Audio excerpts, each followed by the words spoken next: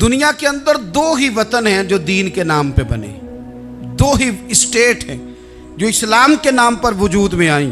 پہلی مدینہ منورہ ہے اور دوسری پاکستان ہے. خالص مذہب کے نام پر یہ دو ریاستیں وجود میں ہیں، ایک مدینہ طیبہ اور دوسرا پاکستان. پاکستان کا مطلب کیا؟ لا الہ الا اللہ محمد رسول اللہ صلی اللہ علیہ وسلم. مسلمانوں کا یہ مسئلہ ہے کہ یہ نبی پاک سے پیار تو کرتے ہیں اور الحمدللہ بڑا کرتے ہیں، لیکن یہ پیار کو جہتوں اور سمتوں میں قید کرتے ہیں.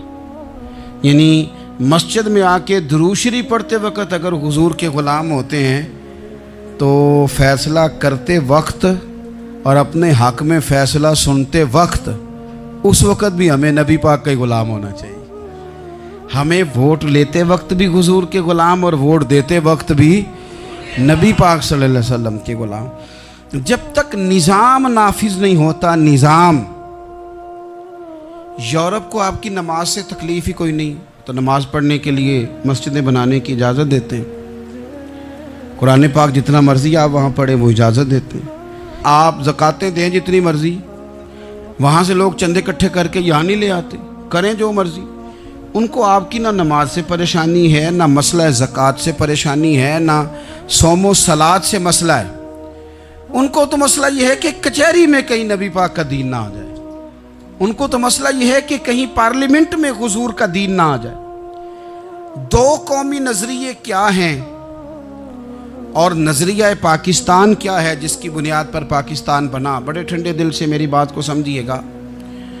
پاکستان اگر اچھی سڑکوں کے لیے، ترقی کرنے کے لیے بنا تھا تو یہ ترقی ہندوستان میں رہ کے بھی ہو سکتی تھی. انڈیا والے کہتے ہیں کہ ہم نے ترقی نہیں کرنی، کچی سڑکوں پہ چلنا ہے، ہم نے ٹیکنالوجی نہیں بنی. یہ کام وہاں بھی ہو سکتا تھا. اگر آپ یہ کہیں کہ پاکستان جمہوریت کی مضبوطی کے لیے بنایا تھا کہ ڈکٹیٹر کوئی نہیں آئے گا، صرف جمہوری قوتیں کام کریں گی، تو جمہوریت میں تو انڈیا بظاہر آگے نکل گیا ہے. ان کی جمہوریت تو زیادہ اچھی نظر آتی ہے، کبھی ڈکٹیٹر نہیں آیا. آپ نے پاکستان کیوں بنایا؟ اگر آپ نے یہی کام کرنے تھے، فحاشی اور یانی اور جو مرضی جس کے من میں آئے کرے اور کوئی فرق نہ ہو یہاں کے اور وہاں کے کلچر میں، رشوت خوری، بھتہ خوری اور ناجائز فروشی، سارے کام اگر ہونے تھے تو یہ کام وہاں بھی ہوتے ہیں. پاکستان کیوں بنا؟ کیوں اتنی ساری 40,000 لوگوں نے اپنی جانوں کی قربانیاں دیں؟ دنیا کی سب سے بڑی ہجرت ہوئی ہے، سب سے بڑی، جب پاکستان بنا. یہ سب سے بڑی ہجرت تھی، اتنی بڑی ہجرت ہی کبھی نہیں ہوئی. کیوں اتنا کچھ ہوا؟ وہ اس لیے ہوا کہ ہمیں بتایا گیا تھا کہ وہاں نہ سوشلزم، نہ وہاں خالی جمہوریت کا راگ الاپا جائے گا، بلکہ ایک بلند نعرہ لگایا گیا تھا. نعرہ کیا تھا؟ پاکستان کا مطلب کیا؟ پاکستان کا مطلب کیا؟ لا الہ الا اللہ محمد رسول اللہ صلی اللہ علیہ. یہ عنوان بنایا گیا.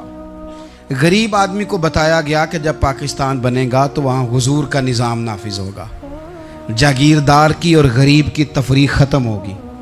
جس طرح امیر کے بچے کو کالج میں داخلہ ملے گا، غریب کے بچے کو بھی ملے گا. وہاں بتایا گیا کہ لوگ وہاں ہر لحاظ سے اپنے آپ کو برابر سمجھیں گے. وہاں وہی بات ہوگی جو جناب صدیق اکبر کرتے تھے، وہاں وہی جملے دہرائے جائیں گے جو حضرت عمر فرماتے تھے. وہاں اسی طرح غریب پر سخاوت کی جائے گی، اسے دیا جائے گا جس طرح حضرت عثمان غنی کرتے تھے. وہاں اسی طرح فقر کا دور دورہ ہوگا، سادگی کا حسن ہوگا، اپنائیت کا نور ہوگا جو مولا علی شیر خدا نے عطا فرمایا تھا. اس سوچ کی بنیاد پر پاکستان بنایا گیا، اس سوچ کی بنیاد پر، اور اسی سوچ کو آگے لے کر کے جایا گیا. کوئی سیاسی پارٹی اب یہ بات نہیں کرتی. دو قومی نظریے کا معنی یہ تھا کہ ہندو الگ قوم ہے، مسلمان ایک الگ قوم ہے، ان کا رہنا سہنا، اٹھنا بیٹھنا، کھانا پینا الگ ہے. ہمارا اٹھنا بیٹھنا، کھانا پینا، سارے معاملات الگ ہیں. تہذیب و تمدن الگ ہے.